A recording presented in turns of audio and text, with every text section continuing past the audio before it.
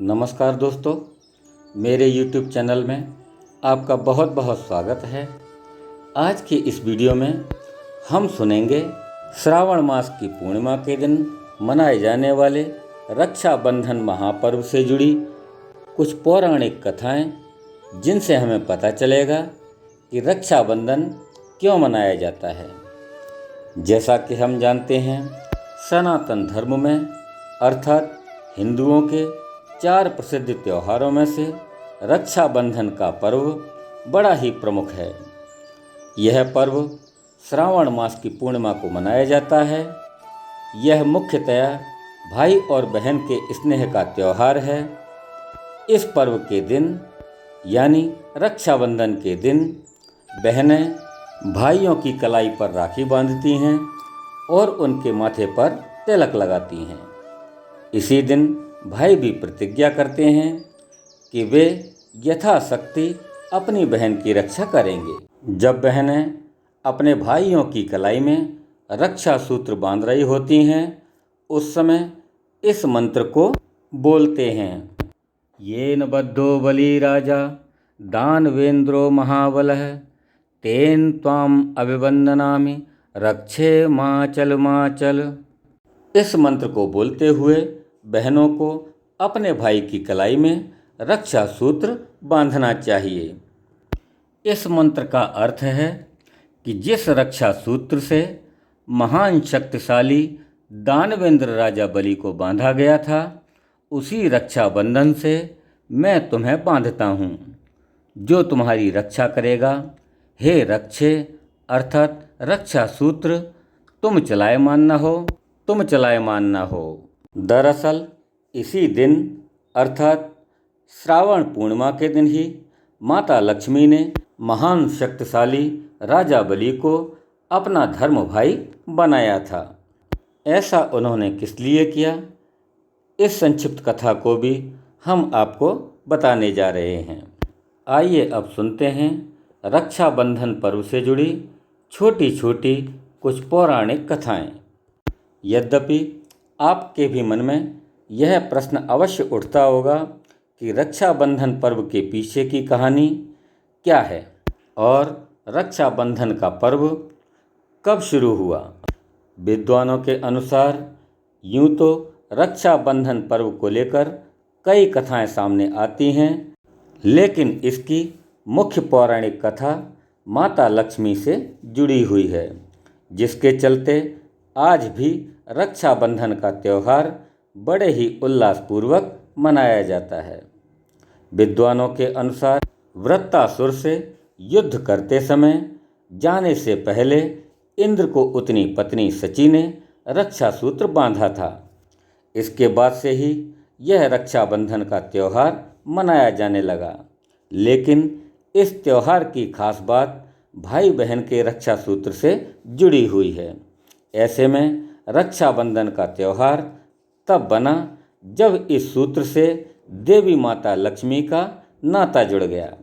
दरअसल स्कंद पुराण, पद्म पुराण और श्रीमद् भागवत पुराण के अनुसार जब भगवान विष्णु के प्रथम अवतार वामन ने महाराज बलि से 2.5 पग भूमि मांगने के बाद राजा बलि को पाताल लोक का राजा बना दिया था, मौका देखकर राजा बलि ने भगवान से एक वरदान मांग लिया, जिसके अनुसार भगवान को रात दिन उनके सामने रहने का वचन देना पड़ा।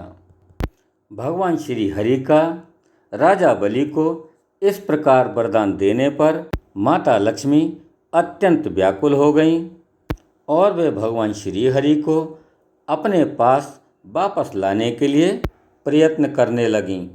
दरअसल वामन अवतार के बाद भगवान विष्णु को देवी लक्ष्मी के पास पुनः वापस जाना था, लेकिन इस वरदान ने भगवान विष्णु को रोक दिया और वे वहीं रसातल में राजा बलि की सेवा करने लगे। जब इस बारे में माता लक्ष्मी को पता चला, तब वे व्याकुल हो गईं। माता लक्ष्मी की इस प्रकार की स्थिति को देखकर नारद जी ने माता लक्ष्मी को उपाय बताया। नारद जी के अनुसार उन्होंने राजा बलि को उनका भाई बनाकर अपनी रक्षा का वचन मांगने की सलाह दी। तब माता लक्ष्मी ने साधारण महिला का रूप धारण किया और रोते हुए राजा बलि के दरबार में जा पहुंची। इस पर राजा बलि ने माता लक्ष्मी से उनके रोने का कारण पूछा। तब माता लक्ष्मी ने कहा कि मेरा कोई भाई नहीं है, मैं क्या करूं महाराज। उनकी व्यथा को सुनकर राजा बलि ने उन्हें अपनी धर्म बहन बनाने का प्रस्ताव रखा। साधारण महिला के रूप में आई माँ लक्ष्मी ने राजा बलि को रक्षा सूत्र बांधा और उनसे वचन लिया कि वह उन्हें दक्षिणा भी देंगे। इस पर राजा बलि ने कहा कि मेरे पास तो आपको देने के लिए कुछ भी नहीं है। इस पर माता लक्ष्मी अपने असली रूप में आ गईं और राजा बलि से बोली कि आपके पास तो साक्षात भगवान हैं, मुझे वही चाहिए, मैं उन्हें ही लेने आई हूँ। इस पर राजा बलि ने भगवान विष्णु को माता लक्ष्मी के साथ जाने दिया। जाते समय भगवान विष्णु ने राजा बलि को वरदान दिया कि वह हर साल 4 महीने पाताल में ही निवास करेंगे। यह 4 महीने चातुर्मास के रूप में जाने जाते हैं, जो देवशयनी एकादशी से लेकर देव उठनी एकादशी तक होते हैं।